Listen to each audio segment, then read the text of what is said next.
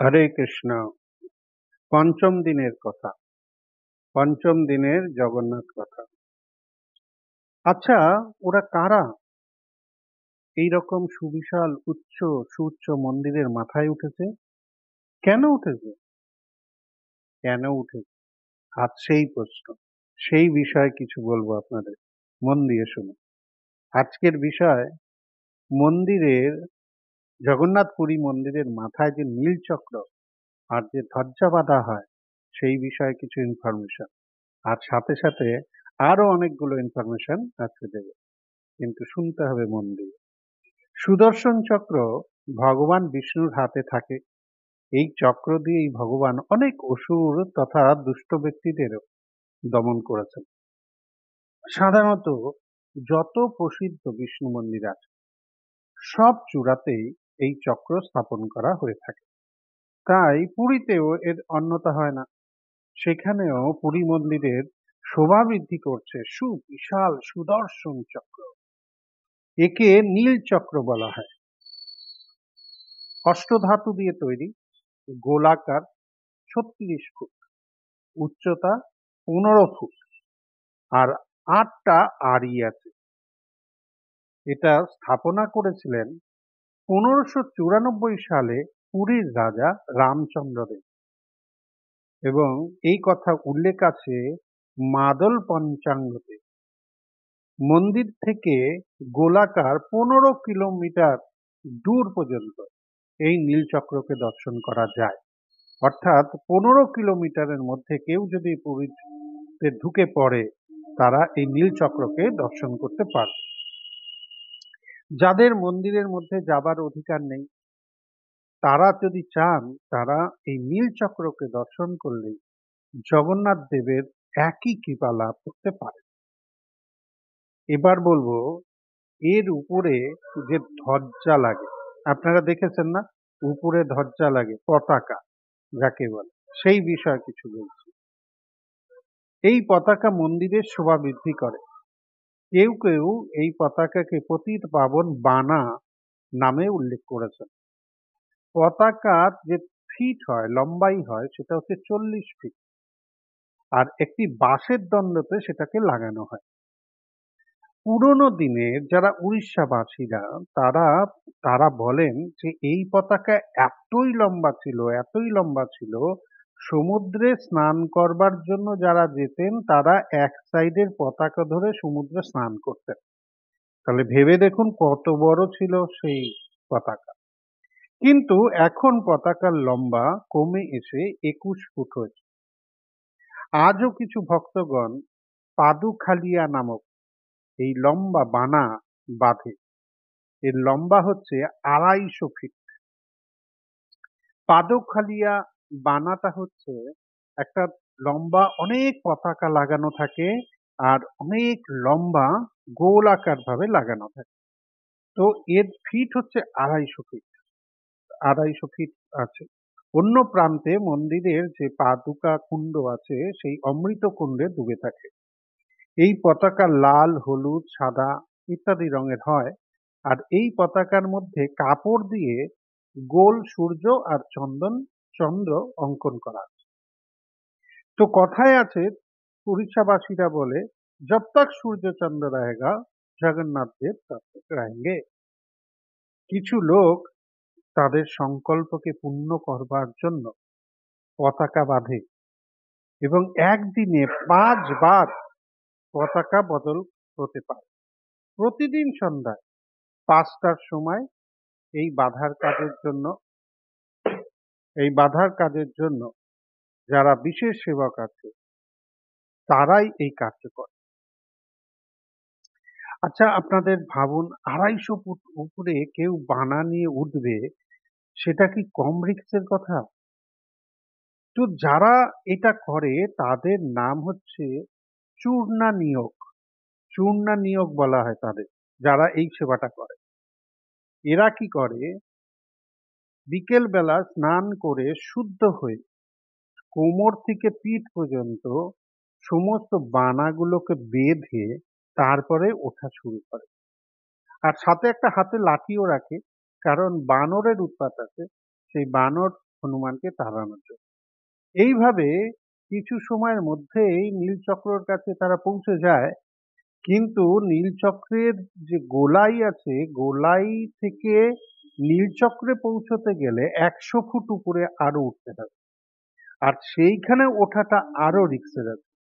কারণ এতক্ষণ যারা উঠেছিল তারা খাঁচে খাঁচে পা দিয়ে উঠেছিল, কিন্তু ওই গোলাকার জায়গা থেকে যদি উঠতে হয় সেখানে কিন্তু কোনো খাঁজ তৈরি করা নেই।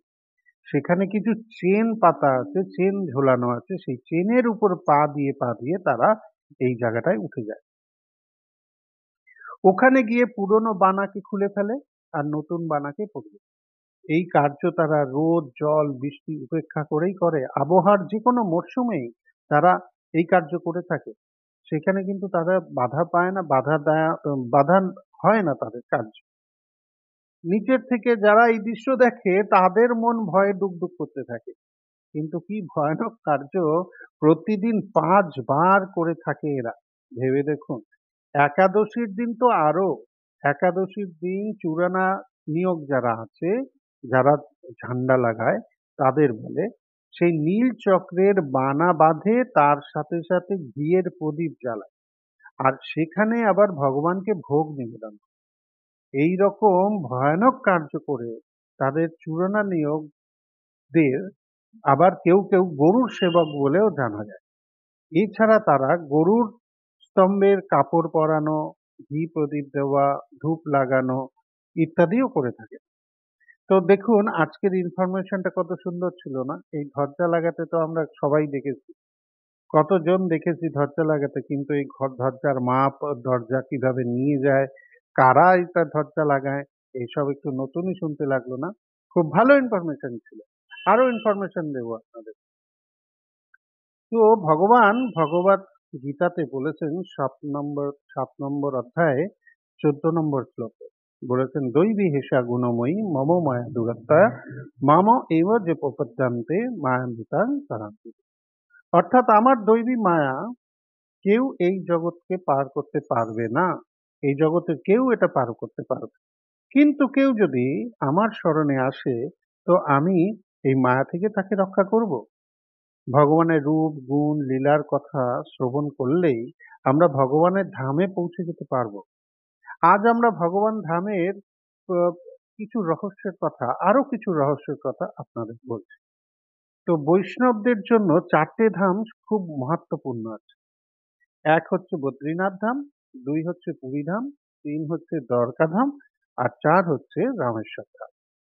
পুরাণে উল্লেখ আছে ভগবান শ্রীহরি বৈদ্রীনাথে স্নান করেন, আর দ্বারকাতে সিংহার ধারণ করেন, আর জগন্নাথ পুরীতে ভোগ গ্রহণ করেন, আর রামেশ্বরমেতে শয়ন করেন। তাই এই 4 ধামের যাত্রা মানুষকে মুক্তির দিকে নিয়ে যায়। জগন্নাথ পুরী ধামের অনেক নাম আছে, যেমন শ্রীক্ষেত্র, নীলাচল, জগন্নাথ ধাম, পুরুষোত্তম ক্ষেত্র, মত্ত বৈকুণ্ঠ, নীলগিরি, নীলাদ্রি, শঙ্খক্ষেত্র, নরসিংহ ক্ষেত্র ইত্যাদি। দেখুন কত নাম জগন্নাথ পুরীর। তো পুরুষোত্তম ক্ষেত্রের নাম হলো এই কারণে যে ভগবানের নামই পুরুষোত্তম, সমস্ত পুরুষত্বের মধ্যে তিনি উত্তম। তাই জগন্নাথের নাম হচ্ছে পুরুষোত্তম, আর সেই ক্ষেত্রে পুরুষোত্তম ক্ষেত্র নাম দেওয়া হয়েছে। যদিও নারায়ণেরই ধাম, কিন্তু এই ধামের যে শাসন করেন তিনি হচ্ছেন লক্ষ্মী দেবী। তো 2 নম্বর হচ্ছে সম্পূর্ণ জগন্নাথ পুরী ধামের যে আকার তা শঙ্খের মতো। এর ভূমি যে ভাগ করা হয়েছে 4 ভাগে ভাগ করা হয়েছে এবং তাকে ক্ষেত্র বলে। এই 4টে ক্ষেত্র হচ্ছে ভগবান বিষ্ণুর হাতে যে 4টে অস্ত্র থাকে, শঙ্খ চক্র গদা পদ্ম, সেইতে ভাগ করা হয়েছে। কিভাবে? যেমন পুরী ধামকে বলা হয়েছে শঙ্খক্ষেত্র, ভুবনেশ্বরকে বলা হয়েছে চক্রক্ষেত্র, আর জাঁজপুরকে বলা হয়েছে গদা ক্ষেত্র, আর কোণারককে বলা হয়েছে পদ্মক্ষেত্র। তো 4 ভাগে ভাগ হয়ে গেল। যখন সত্যযুগে ইন্দ্রদুম্ন রাজা মহারাজ মন্দির নির্মাণ করেছিলেন, তখন মন্দির নির্মাণ হয়ে যাওয়ার পরে ভগবানকে সেখানে প্রতিষ্ঠা করানো হবে, সেই জন্য তিনি ব্রহ্মাজির কাছে যান। ব্রহ্মাজিকে গিয়ে প্রার্থনা করেন, হে ব্রহ্মা, মন্দির তো প্রস্তুত, এখন আপনি দয়া করে সেখানে বিগ্রহ স্থাপনের ব্যবস্থা করুন। তো ব্রহ্মাজি একটা যজ্ঞ করলেন, আর যজ্ঞ থেকে ভগবান নৃসিংহদেবের রূপ স্বরূপ প্রকাশ হলো, বাইরে আসে। ওনার মাথার উপরে সহস্র ফণাযুক্ত শেষ নাগ ছাতা ধরেছিলেন। ওনার কোলে লক্ষ্মী দেবী বসেছিলেন। ভগবানের এই রূপ দেখে রাজা ইন্দ্রদ্যুম্ন একদম ভয় পেয়ে গেলেন। আর সেটা বুঝতে পেরে ভগবান কি করলেন, সঙ্গে সঙ্গে নারায়ণের রূপ ধারণ করলেন। তাই এই ভূমিকে বলা হয় নরসিংহ ক্ষেত্র বলা হয়। তো জগন্নাথের যে ধাম আছে 10 যোজন মানে 120 কিলোমিটার বিস্তৃত আছে ভগবানের ধাম।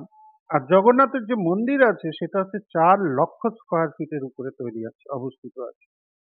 এরখানে 45টি পাঁচিল আছে, সবকটাই পাঁচিল হচ্ছে 22 ফুট লম্বা।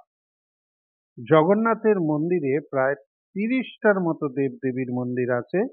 আর জগন্নাথের মন্দিরে প্রায় 200 ফুট উচ্চতা আর চূড়া নিয়ে 250 ফুট উচ্চতা আছে, যা আগ্রার তাজমহলের বরাবর।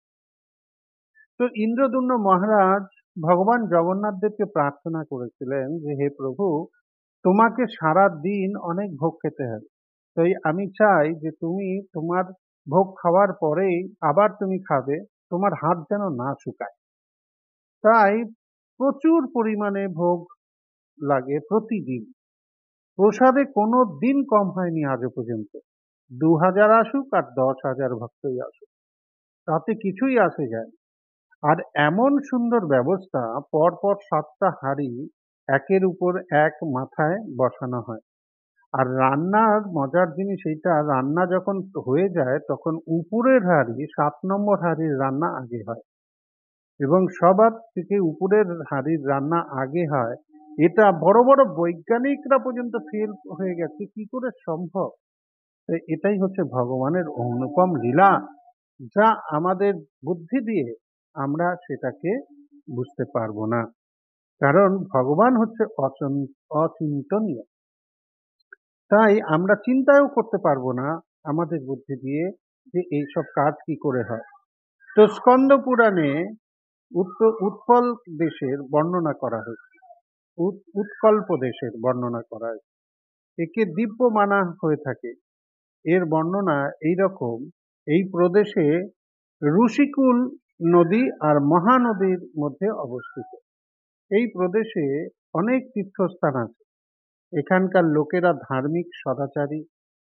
আর আপনাদের জেনে আশ্চর্য লাগবে যে এই উৎকল প্রদেশ হলো বর্তমানের উড়িষ্যা রাজ্য। ভেবে দেখুন, স্কন্দ পুরাণে লেখা আছে, বলা হয়েছে যত পুরাণ আছে তার মধ্যে হচ্ছে স্কন্দ পুরাণ হচ্ছে সবচেয়ে পুরনো। এবং তার সত্যযুগে বলা হয়েছে সেই কথা, উৎকল প্রদেশের কথা।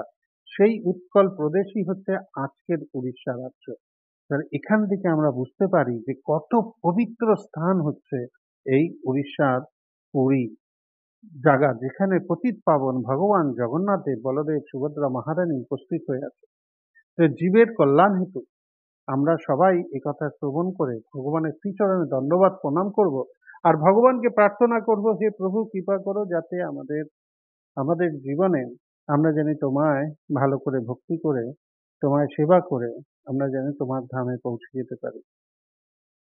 সবাইকে আবার বলছি, যদি ভালো লাগে এই ইনফরমেশন গুলো আপনারা পেলেন, যদি ভালো লাগে লাইক করবেন, আর সঙ্গে সঙ্গে আপনারাও প্রচার করবেন।